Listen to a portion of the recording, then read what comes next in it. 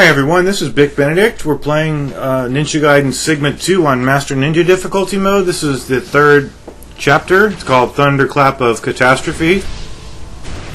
So what you want to do with these dogs is to do what I advised in chapter 2, namely to fly swallow and then follow that up with an Azuna drop. But be extremely careful when you're dealing with these dogs because it is a one-hit grab kill on them. Sometimes they'll bite at you and it won't be that one-hit grab kill, but most of the time when you're just standing around and trying to move, they will grab you and just end your life. And it's a very annoying problem in this game with the enemy grabs. Hayashi decided to pretty much, if you get grab killed in this game, what happens is A, you're automatically dead, or B, you get a chance to survive by using an item in your inventory. And it works the same way in Ninja Gaiden 2. It's just that in this game it's a little bit less fair because of that getting outright killed by a grab scenario that's in this game. So you notice right there I only used one of my Inferno magics, so I have a little bit more flexibility as far as where I want to use it coming up. But anyway, I'm going to try to not compare the two games because I want to just focus on this game. And it's not fair because when I did my Ninja Gaiden 2 guide, I wasn't always comparing this game to it. So I don't think it's fair to continually draw comparisons to Ninja Gaiden 2. Although it's very tempting, especially when I'm just coming off having played that game and having done 2 campaigns for it, and both campaigns ended up in a guide. So I will say this though, the IS ninjas are much more are a lot more easy to kill and a lot fairer. But when I see these guys now, having played Ninja Gaiden 2, and I promise I will leave the comparisons at a minimum. Always try to do that shirk and cancel like I did right there too. When I see the IS ninjas, I think to myself, these guys are weak, whereas before they're very intimidating, and they were always a big problem. They're a pest. But here, I see them as weak, and that's a good thing, I suppose. So we're coming up on 2 rocket launcher enemies in this area, so it is hard to not get tagged from time to time with a rocket. So what you want to do is, it's always advisable to just do the reverse wind to evade rather than just jumping. So use your shurikens to the best of your ability too when you're on those, because when you're throwing those, they have to block those. So that gives you time to go in for the kill. So the the triangle parry ended that guy's life. If I say Y or triangle or X when I mean to say square, you'll just have to forgive me because I do speak extemporaneously, or if you don't understand that word, it just means that I'm speaking in an impromptu fashion and I'm speaking off the cuff. So it is, once I commit words to the video, they're permanent, and I can only edit it later with annotations and YouTube. So, okay, so in this game, you can do this. So they did carry the tradition of fly swallowing and then transferring that into an Azuna drop. So what it is you're fly swallowing. Hopefully you fly swallow. You always do your fly swallow with the wind run. So what you're doing is you're pressing square plus X plus forward to do the wind run, and then you're pressing the triangle button to do the flying swallow. And then once you're in the midair and you have the enemy in your clutches, then you're pressing the square and then triangle button, not simultaneously but one right after the next, to do the Azuna drop, because you've already buffered in a lot of the input by having the flying swallow. So also I want to sorry I'm saying also too much, but I'm trying to figure out the best way of saying what I want to say next, is that some people also like to do challenge runs where they only use the save statue one time and one time only to heal. And I'm not really that type of person, but I do realize that save statues can be abused. So in the spirit of that mentality, I'm going to try to use the save statues as few times as possible. Like, for instance, right now, or even before I even jumped down here, I didn't have to not save it. But I decided to not save it. And sometimes, I gotta be honest with you, it is much desirable to just save it before you go to the next encounter, if only to save yourself some hassle. Like, from save point to save point, we do a lot of stuff, and some of it is rather formal, and it seems like it's just a formality to have to kill the mages and the bats every single time. But you know, where does it stop, and where does it start to begin to where you're a better player? I don't really know the line. I think only the player knows that line. So, you know, if I wanted to kill the mages and the bats and then go save it, only to spare myself the tedium of having to do that, it's not really up for the viewer to say that that's making me a poorer player because I can't get into practice.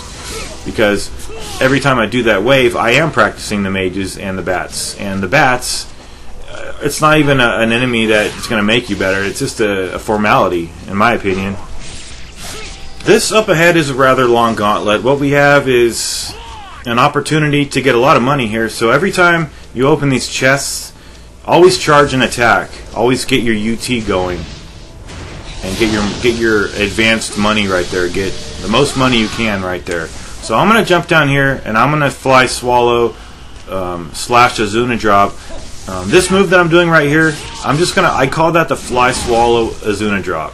And I know it's flying swallow. I know it's flying swallow, not fly swallow, but it's just for verbal brevity and to make it easier. So I parried that guy with the triangle attack, but it didn't do anything because these guys are rather resilient. And when I say resilient, I also mean that it takes 2 fly swallow Azuna drops to take down the IS ninjas. But do bear in mind, though, that these Falcon's Talons that I'm using, they're only at the first level. So higher levels will take these guys down with fewer fly swallow Azuna drops. So traditionally when I come off, as you saw right there, if you want to take that back or rewind it, what I like to do as a player is to do that move, jump away, and then charge an attack. And that's coming back to what I was saying in the previous video of we only play a certain way we play, but I still feel that you can get better as a player by practice and not doing cheap gimmicks like the UTs. But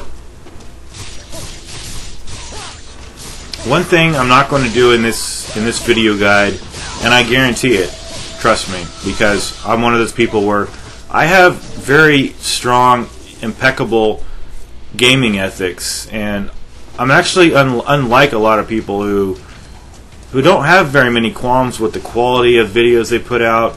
And I'm not disparaging anybody, because we all do what we have to do to survive on YouTube and to make money. But I'm not out there to make money because I have very little experience with marketing myself and marketing my channel. And this is mostly this is not my job, although sometimes I do, forsake other things in my life that do need to be taken care of, and that's when you'll see periods of inactivity in my channel, because I have stuff to do, and I can't be wasting time doing what I love. I would rather do this, but I realize that other responsibilities take precedence. But I do have other sources of income, and this is my hobby. Okay, so that's where I'm at. And I'm kind of in a unique situation because being in that predicament, I don't care if I have to not cut corners, because I don't cut corners when I make guides. I have very impeccable gaming ethics, like I said before. So XXY on these guys, or square triangle. If they jump on you, they kill you, and that's a shame, because You know, even in Ninja Gaiden 2, it was the same way with these guys. And the Inferno is useless on these guys. I only cast it right there because I was in a pinch. The Wind Blades are the choice here. But we're not on New Game Plus, so we can't use the Wind Blades. But the Wind Blades or the Piercing Void will kill these guys and just annihilate them. So what you have to do is you need to go in for the OTs after you do XXY. Because XXY, and I know I'm referencing Xbox controls, but XXY is that guaranteed DLAM. So we're going to go down here now and save it and confront some more dogs. Okay, so now that we're down here, you want to go ahead and save it, and we're going to have some more dogs to fight. So you want to do UTs on these guys. Chain UTs if you can. If you can only get an ET, just go for it. And Flying Swallow, and then follow that up with the Azuna Drop. And chain more attacks once you hear them whimper and die. These enemies are very tough. I've got to admit that. We are going to be getting a Jewel of the Demon Seal after this fight. And at this point, we only have 2 Nymphos, namely the Inferno and the Flame Phoenix. So if you want to save your Jewel of the Demon Seal, you can. The things you should upgrade. Excuse me. Let me put it another way. The only thing you don't ever upgrade in this game is the Flame Phoenix. It's completely worthless. I mean, it has a small function on the final boss, the immature form of the Archfiend, but that's it. So, and you don't even. It's not even a crucial strategy component. So now we're going to go down here and get some health, or it would ordinarily be a small healing item. So you want to inch your way around the rock right there, take that guy out, and then do the same here. And I have my sensitivity very low for when I'm aiming, and I don't have my sensitivity all the way up for anything. So what I actually did was I got to almost the end of this level, and I realized that I hadn't picked up that Jewel of the Demon Seal. I picked it up, but sometimes when you're making a guide, you forget what you've done sometimes, and you just assume that you've picked something up, and in the recording session, and I hadn't, so it was regrettable. But here's Dragging Essence. That's an advanced technique. It doesn't work as well. I mean, it works as good as in Ninja Gaiden 2, but the orbs, like I said, they don't just hover in the air and remain where they are in this game. They always come right to you. I mean, not all the time, but pretty much most of the time. So remember to do your charge on these guys. I like to just wait until they're all stopped. And if the fish are biting you, it's either because it's one of those chests where the fish come out in a different kind of stream, or you're in a position where it won't work. So normally all the positions will work. So these artillery ninjas, they're going to jump up here and just take these guys out. If you want to just take them out all up here, go for it. Just remember that we have a couple more of those gold Van Gelfs to deal with. I think, have we dealt with those guys yet? I don't think we've even dealt with those. Oh yeah, we've dealt with a couple. We just did, didn't we? And they're very problematic, especially on this difficulty mode. One, they do like a really fierce set of ground pounds and disrupt the earth. And if you're caught in that, you're dead. If they pounce on you, like almost happened right there, but I knew about these guys. If they pounce on you, you're dead. If they fire a fireball and it hits you, you're dead. So you can have I had the iframes right there from the ET going, so I didn't get hit whatsoever. But I try to do XXY on these guys and take them out.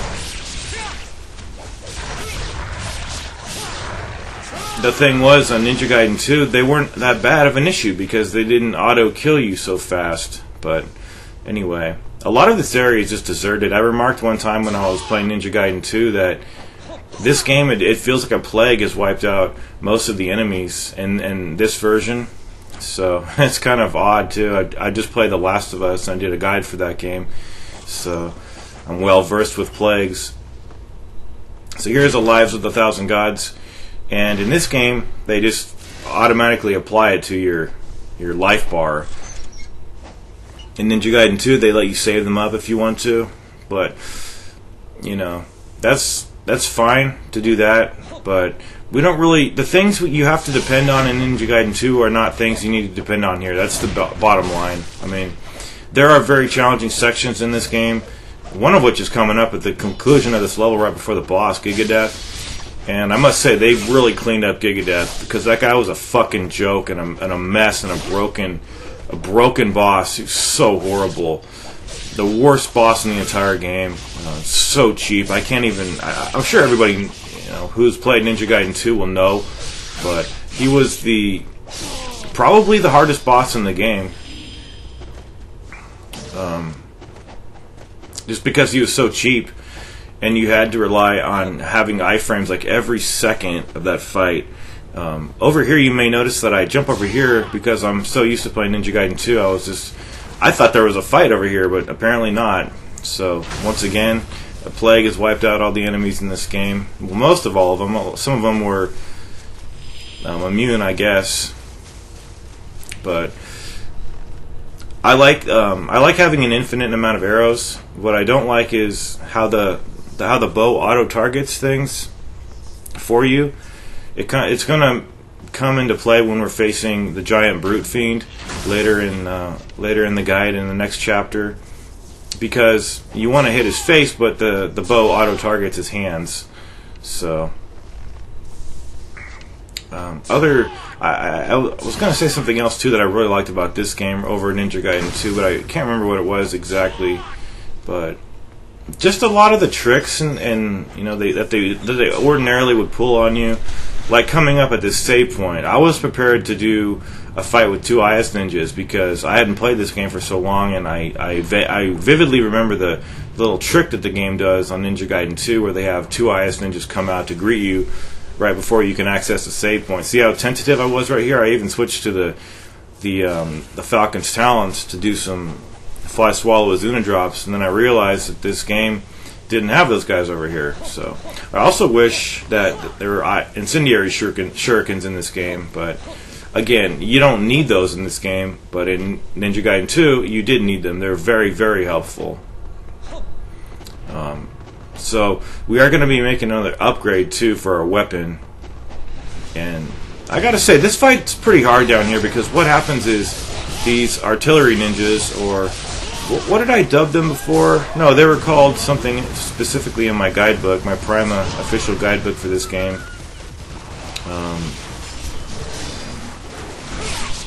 No, I can't remember what they were called. I think they're called light artillery ninjas. But what they do is they stun lock you with their bullets, and then the dogs bite you. So it's a really bad combination of enemies here. So what you need to do is prioritize killing those dogs, even if you have to waste some Nimpo. This was the camp. This was my run where I got to this section and hadn't realized that I forgot that Jewel of the Demon Seal. So I started the level over again. And what I did upgrade, in case you guys want to follow in my literal footsteps, is that I upgraded the Inferno. The Wind Blades I love too, but they're not as imperative in this game as they are in Ninja Gaiden 2.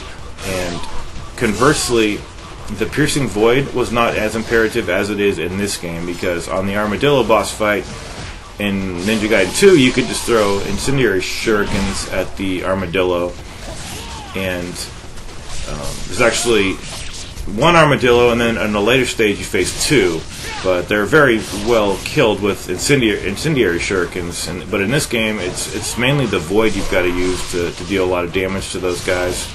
One thing I really do like is, you may have noticed the crossfade there. That's because I went back to that chest that I passed up to get some more orbs. One thing I really like, I like fighting Marbus. I just think it's a fun fight in one of the later chapters. So this thing, you've got to move the camera around and jump like on the very middle of it. There you go. So there's only a couple guys up here. What you should do, actually, I thought these were all archers, but what you need to do instead of what I did was to lure them back to that area where we did the wall runs just a moment ago, and just deal with them up there so the archer can't hit you. So over here, normally it was where the first test of valor was, but now it's the life of the gods. So I'll be getting all those, and you know, you're not going to be missing anything in this guide. So I'm going to switch over to this. So these Falcon's Talons right here, these are at level 2, and I thought that a level 2 Falcon's Talons would take out an IS Ninja, but it doesn't, and a level 3 might not even either, so I'm not really sure about that. But what I do know is that, like I said, I had to restart this chapter, so when I made my upgrade, I upgraded the, I chose to not upgrade this. Instead, I upgraded the Lunar Staff.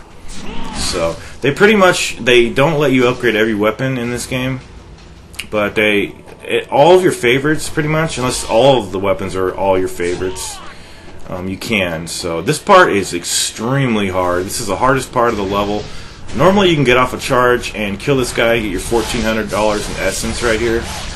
If you need to, buy a Talisman of Rebirth to back yourself up, because one hit from those fireballs will kill you. So it's just a matter of firing arrows. Nimpo is completely wasteful. I mean, you could throw like 5 Infernos at these guys, it wouldn't do anything. It just takes a lot of Infernos, and it's pointless. And the only other thing we have is the Flame Phoenix, and that works okay, but you've got to get into these guys really closely, and they like to maul you when you're that close. So go for the OT to get your iframes, and keep on the move. You know, but even though you're keeping on the move, you've got to compensate for the fireballs. So just go, I like to strafe just left and right, and then just take this guy down here. They will get de-winged at some point, either that or they'll just fall onto the ground. Hopefully not on you. But I can't tell you how stressful this fight is. And this fight is pretty tough on Ninja Gaiden 2, but in that version we actually get the wind blades, and you can just decimate these things with the wind blades. Here, this distribution of Nimpo, you know, all we've got is the Inferno and the Flame Phoenix, and I don't know why they chose to put them in different places and have the player get the things in different order. Maybe for challenge? I'm not sure, because I know wind blades are perfect for these enemies. I love the wind blades. It's probably my favorite Nimpo, and then the Inferno, and then the Void, and then coming in last would be that Flame Phoenix. So this guy was delimbed, and I saw that, so I needed to get over to him and execute him pronto. So just a couple guys left, and just mine those fireballs. You really have to. And then when these guys get de-winged, they'll normally attack you, and you want them to attack you. You don't just want them to fly up in the air and never come down and just continually throw fireballs at you. So that's the last guy right there. He's done. And this guy, he's so easy. You don't even have to heal on this guy. What would happen on Ninja Gaiden 2 though is you would get, it would just be such a, I hate to say it, but like a clusterfuck of all these fish coming at you, and there was no way to dodge them. You'd have to drop Nimpo. I mean, there may have been some ultra skillful way to do it, but it was completely broken. And when I say broken, I mean it worked, but it worked at the expense of it being so cheap that it was so bad. I mean, you'd have to use a Talisman of Rebirth, all your Nimpo. But the Lunar Staff would work on this guy, but we can't do the 360 charges on this guy, so it's not very effective. But as you can see, they really fixed this boss. They cleaned him up. They made him manageable. Now this is a good fight. I mean, once he throws those fish out, you should be able to skillfully go left to right at the right time, like I do over here.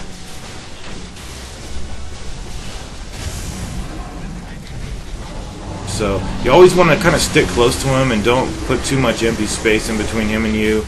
When he gets low on health, he'll do the Face of Death, probably twice.